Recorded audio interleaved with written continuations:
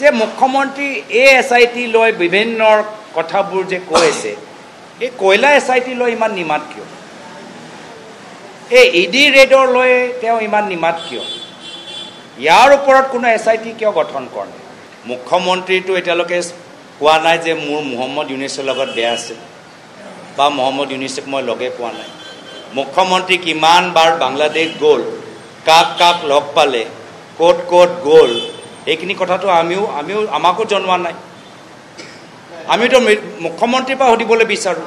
মোৰ মৃদুল হান্দিক ডাঙৰীয়াৰ লগত কোনো মোৰ নাই। যদি তেওঁ এটা কৈছে যে এইটো মোৰ উল্লেখিত কিতাপ আৰু তেওঁ দিছে, মইতো মুখ্যমন্ত্ৰীৰ পৰা জানিবলৈ বিচাৰোঁ যে মুখ্যমন্ত্ৰী মহোদয় আপুনি কিমান বাৰ বাংলাদেশলৈ গৈছে।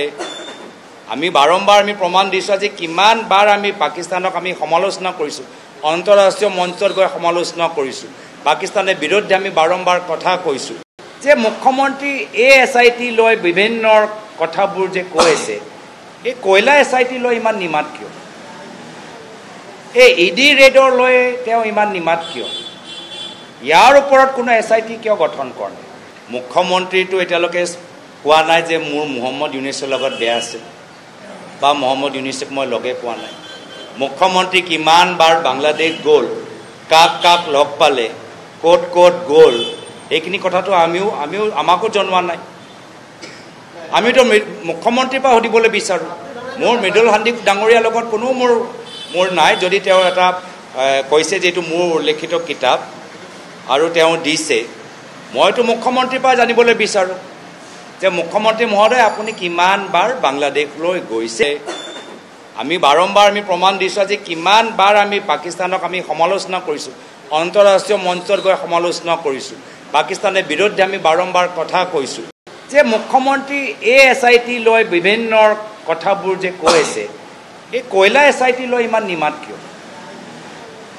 এই ED ৰেডৰ লৈ তেওঁ ইমান নিমাত কিয়?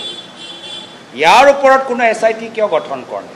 মুখ্যমন্ত্ৰীটো এতিয়ালৈকে কোৱা নাই যে মোৰ মহম্মদ ইউনুছৰ লগত বেয়া আছে বা মহম্মদ ইউনুছক মই লগে পোৱা নাই।